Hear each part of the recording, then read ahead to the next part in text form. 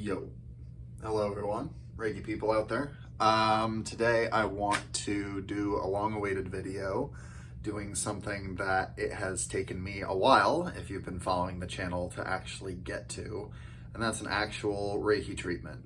If you've been following along, great, that'll help you. I'm going to refer to some techniques that I've taught in the videos. If not, that's fine. Feel free to watch and participate if you can. I'm going to be working on a problem area for me. Feel free to work on a problem area for you. So, just a little background. I'm having a bit of scoliosis, or psoriasis, sorry. Scoliosis is your spine, I think. I'm having some itchiness on my head. Also, I'm having a bit of a sinus infection right here. So, very clearly, my body and the universe are trying to tell me that I need to do a Reiki session on my head. So I'm taking off my glasses because it helps me focus less on the world in front of me and more on the world within, or within whoever I'm giving the session to.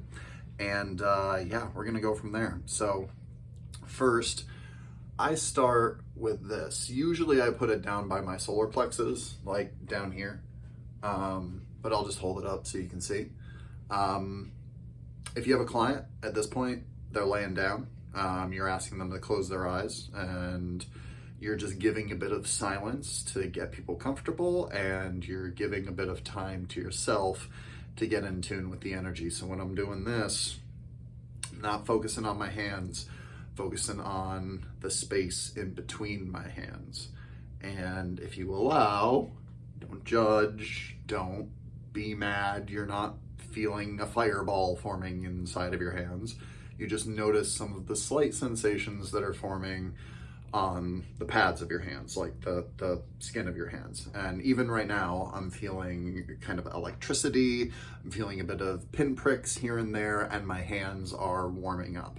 Most people I know, when they start getting into Reiki, start doing it during a session and start getting it into them, they tend to feel hot hands. And that's kind of the moniker of doing Reiki, right? Is the healing hands, the warm hands. It's what we're known for. It's what most people do.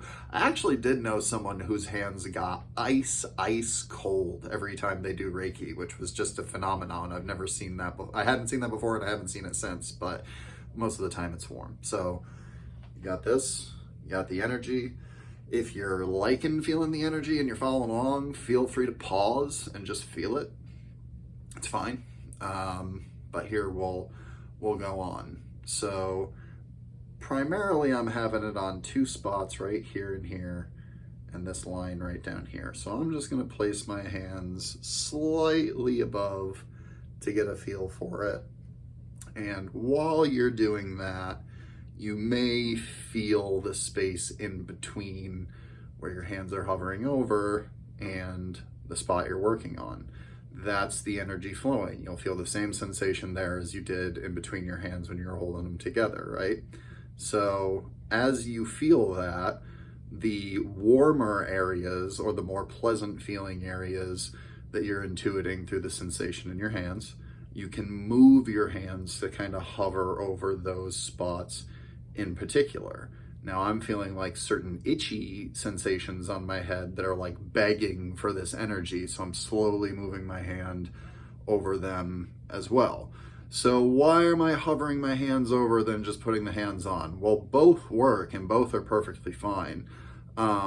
But this helps me feel for the energy and get tuned into the energy, because I know that if I put my hands on the recipient, or on my cabeza, my head at this point, I'll just feel warm from my body, the 98.6 degrees from my body. And to me, that's like, oh, well, now it's just the warmth from your body. So what are you really feeling? Yeah, even now, 15 years into practicing this, I still have moments of doubt when I do sessions. So it helps to feel the energy between, to know that the energy's there, so that the energy can kind of work its magic.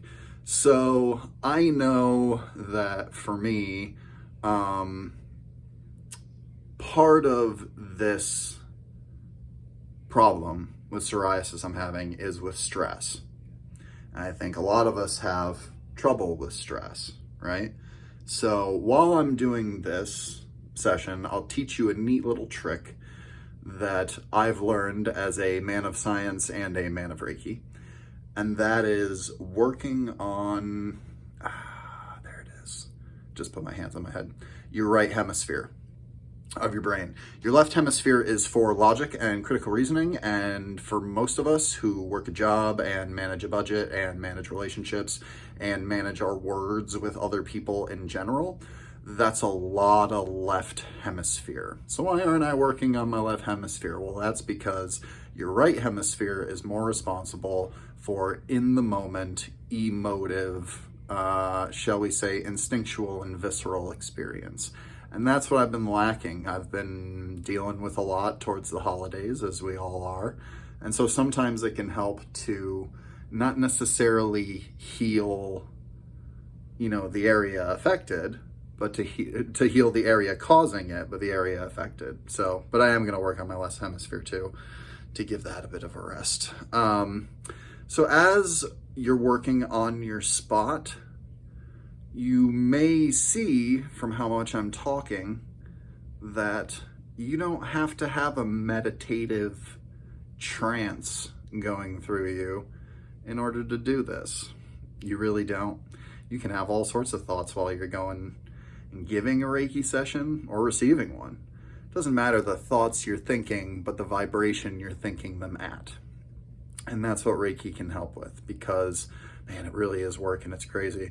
Because, as people experience relief from their physical symptoms and they're experiencing the spiritual experience of someone being there to help them heal, that's when transformation can happen. And so for me, I realized that I need to, and I actually talked with this about my wife yesterday, I need to give myself permission to relax when I'm relaxing. And I need to actually do that, because I often feel guilty, as a lot of men do, that we are not doing enough.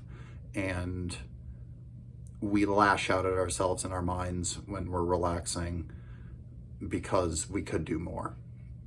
And so I need to remember, like a lot of us do, especially with the holidays coming up, to enjoy the warmth of the fire, enjoy the tinsel, enjoy the lovely things about this world too, and really enjoy them. And if that is relaxing with your favorite Netflix show, that's just fine, So I'm also having issues with my nasal passage, but it's mainly right here. So as I was showing, you can do it with your hands, just like this, right? And that's fine. But also, it's not very strict about how you use your hands. So this is the spot right here. It's about the size of a dime. Focus the Reiki up in your fingers, give yourself a little support from your other hand in order to get it charged up, and boom. And it's instant for me.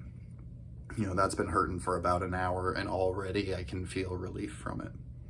So, the reason I'm explaining all of this to you is because when you're doing a session on yourself, the thoughts and processing of thoughts and memories too, because a lot of your old wounds can be associated with traumatic events, and indeed some of the stress that causes some of the physical manifestations of illness can be caused by stress from a long time ago, or ways in which that stress made us unable to deal with problems in the future. And so all of that getting sorted out can get sorted out in your mind and with your energy a lot easier if you're taking the time to give yourself a session to work through it. So obviously, if it's too bad, you should probably go to therapy, but but here we are. So yeah, that's the basics of giving a Reiki session. I know I went through a lot there, but you get your hands going. You place your hands on the area. At some point I plan on teaching a whole session through this, the whole person's body, but this is sort of what you can do with yourself if you have a problem area. Get the warm feeling, get the good feeling, so you're tapped into something, so you believe it at least. And then when you're ready, place your hands on wherever the affected area is and feel the energy, and allow that energy to make the adjustments within you that are necessary. And if you get the idea of adjustments that should or could happen to benefit your recipient, tell them about it afterwards. And yeah, that's basically it. So thanks, guys. I have taken a little break from posting, but I'm going to try to get right back into it. So have a good weekend.